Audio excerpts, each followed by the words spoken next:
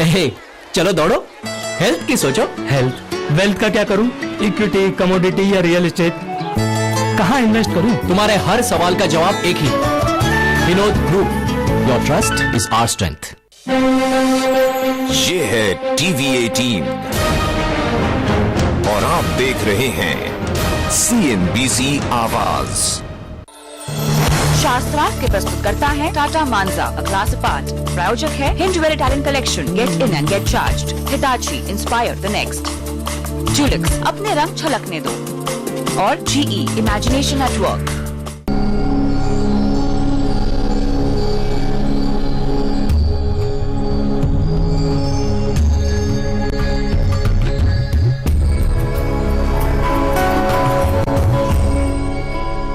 नमस्कार, CNBC आवाज पर आप देख रहे हैं शास्त्रार्थ, मेरे और डॉक्टर देवदत्त पटनायक के बीच।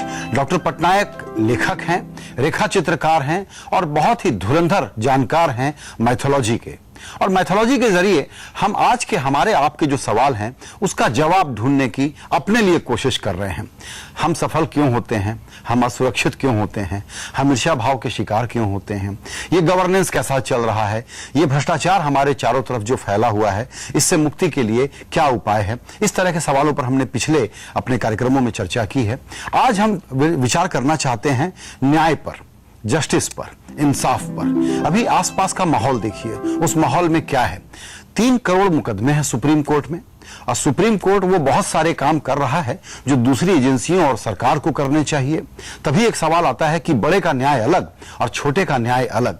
इस पूरे माहौल पर लगातार चर्चा हो रही है, बड़ी गर्म बहस हो रही है। इस पर हम एक मैथोलॉजी के नजरिए से कोशिश करते हैं कि कुछ रोशनी डाल सके, जिससे कुछ और सवाल पैदा होंगे। जवाब तो आप ही ढूंढेंगे। पटनायक साहब, वक्त निकालने के लिए फिर से आपका शुक्रिया। ये न्याय व्यवस्था जो हमारे यहाँ है, इसका ओरिजिन कहाँ है, कैसे तय होता है कि क्या सही है या क्या गलत, कहाँ से चले हम इस पे? जी, अभी जो न्याय व्यवस्था हमारे पास है ये तो ब्रिटिश साम्राज्य का धरोहर है। तो 19वीं शताब्दी में जब उन्होंने कोर्ट बनाने लगे, कोर्ट कचहरी बनाने लगे, इंडिया को मैनेज करना पड़ा क्योंकि उनका देश बन गया, उनको एडमिनिस्ट्रेट करना पड़ता था। तो उन्होंने क्या किया कि अभी कोर्ट्स चाहिए तो एक लॉ चाहिए। अभी लॉ पूरे देश को मैनेज करने के लिए उन्होंने देखा कि भारत जैसे बड़े देश में एक बड़ा लॉ नहीं, एक लॉ नहीं था। मुगल साम्राज्य था ऊपर, लेकिन उनके पास ऐसे किताब नहीं था, एक पीनल कोड नहीं था। तो उन्होंने कहा कि पीनल कोड का निर्माण करना पड़ेगा इनके लिए। तो वो ढूंढते गए सब जगह, एक कहा कि कहाँ पे एक शास्त्र होगा, एक कहाँ पे एक किताब होगा जो इंडिया को कनेक्ट कर सके। तो उनको एक मिला कि उन्होंने देखा कि हर धर्म के लोग अलग अलग मानते थे।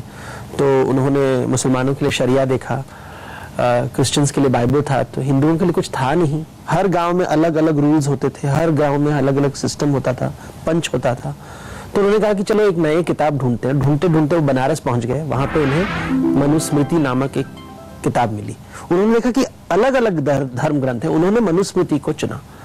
और जो संस्कृत में लिखा हुआ था, जो ब्राह्मणों बात कर रहे थे, ब्राह्मण कितने 5% पॉपुलेशन या 10% पॉपुलेशन जो भी, तो उससे उन्होंने पूरा इंडिया का लॉ बनाया। कि ये ज्ञान के एलीट थे जिन्होंने एक not so representative, it is certainly not representative, certainly not representative manuscript को लेके कहा कि ये जैसे यूरोप में बाइबल था, इन इस्लामिक कंट्री जैसे शरिया था, उन्होंने कहा कि ये हिंदुओं के लिए हमने मनुस्मृति दे दी। आप मुझे बहुत डराने वाली बात कह रहे हैं। हम तो बड़ा गुमान करते हैं कि बेस्ट प्रैक्टिसेस को हमने अडॉप्ट किया है, दुनिया भर के अच्छे संविधान पढ़े, उसके बाद हमने बहुत अच्छा संविधान बनाया जिस पर हमको बहुत गर्व होना चाहिए। सच है, शायद सही है वो। लेकिन जो डे टू डे लाइफ में हमारा अनुभव है कि गरीब के लिए न्याय अलग है, अमीर के लिए अलग है, ऐसा क्यों है? देखिए, भारत में हमेशा एक सिस्टम होता था कि जो किसी को सच पता नहीं है। सच 10 लोगों के बीच जब 2 लोग मिलते हैं तो हम सच का निर्माण करते हैं। हम आदमी को निकाल के कोई सच नहीं होता है, वो प्राकृतिक सत्य होता है। और प्रकृति का केवल एक सच है जिसको हम कहते हैं मत्स्य न्याय। मतलब बड़े जानवर छोटे जानवर के ऊपर का शिकार करते हैं। ये एक प्राकृतिक सत्य है हर मनुष्य के लिए। उसको छोड़ के जो सभी सत्य मनुष्य के सत्य हैं। तो अगर 2 आदमी बैठे हैं और डिसाइड किया कि ये रूल होना है तो वो सच हो जाता है। तीसरा आता है, बोलता है कि नहीं मैं ये रूल नहीं मानता हूं, तो उसको हम लेकर बोलते हैं कि चलो तीसरा रूल बनाते हैं। तो typically society is controlled by the powerful. तो अगर पावरफुल है तो वो रूल्स बनाते हैं। तो हमने कहा कि नहीं, हम ऐसे रूल बनाएंगे जो सबको एक दृष्टि से देखेंगे। तो रूल तो बना दिया, लेकिन रूल को लागू करने के लिए हमने एक सिस्टम बनाया कि आपको लॉयर्स चाहिए। अभी जो स्ट्रांग है वो अच्छा लॉयर लेके आएगा, जो वीक है उसके पास तो पैसे भी नहीं है लॉयर के लिए। तो हमने इफेक्टिवली क्या कर लिया है, हमने एक सिस्टम बनाया जो थियोरेटिकली सबको एक जैसे देखता है, लेकिन प्रैक्टिकली हम वापस जंगल में चले गए, मत्स्य न्याय बना दिया, जहां पे जो स्ट्रांग है वो जीतता है और जो वीक है वो हारता हम है। इसको माने भले नहीं, लेकिन एक जो सामूहिक मनोदशा है, जो कलेक्टिव साइकी है, वो यही है कि जिसका ज्यादा बड़ा वेस्टेड इंटरेस्ट, जिसकी ज्यादा बड़ी ताकत, रूल उसके फेवर में तय होगा। अभी एक बात आती है साहब, ये जमानत के कानून बदल देने चाहिए। बड़े बड़े वकील कहते हैं कि सीबीआई को तो जमानत का विरोध नहीं करना चाहिए जी। 25 साल से 50 साल से लोग मिल जाएंगे रिकॉर्ड बनाए हुए जो अभी तक जेल में पड़े हैं, पॉकेटमारी की सजा में गए होंगे, चोरी के आरोप में गए होंगे, वो जेल में है। लेकिन जब बड़े लोगों का मसला आया तो हुआ कि साहब ये सिस्टम ठीक नहीं है जी। अभी देखिए, इसको समझने के लिए पहले कुछ एक डिटेल में समझना पड़ेगा जी। देखिए, हर मनुष्य हम जब आदमी को देखते हैं हमें लगता है कि वो एक ही दुनिया में हम रहते हैं। हम एक दुनिया में नहीं रहते, हम 3 दुनिया में रहते हैं। एक होता है प्रकृति, तो प्रकृति नेचर।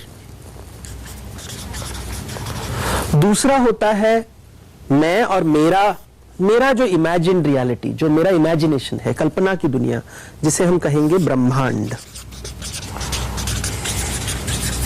मैं उसका ब्रह्मा हूं। अभी आप भी एक ब्रह्मा हो, तो आपका एक ब्रह्मांड है, वो दूसरा ब्रह्मांड है, तो सेकंड ब्रह्मांड। तो ब्रह्मा 1 और ब्रह्मा 2। प्रकृति के हिसाब से हम दोनों पशु हैं, तो अगर खाएंगे नहीं तो मर जाएंगे। लेकिन मेरे ब्रह्मांड में मैं सबसे बड़ा आदमी हूं, मैं सबसे अच्छा आदमी हूं, और आपके ब्रह्मांड में आप सबसे अच्छे आदमी हो, आप सबसे बड़े। अभी हम दोनों को डील करना है, कुछ तो नेगोशिएट करना है, कुछ बात करना है। तो हम कहेंगे चलो एक व्यवस्था निर्माण करते हैं जो हम दोनों अग्री करेंगे। तो हम संस्कृति का जन्म करते हैं, तो एक संस्कृति का जन्म करते हैं।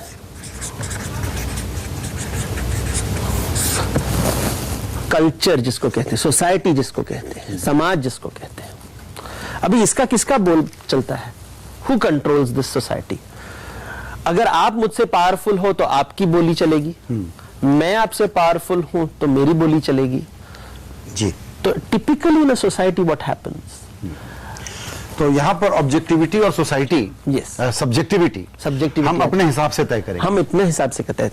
तो हमारा ये गलत फहमी है कि जो संस्कृति है ये ऑब्जेक्टिव है।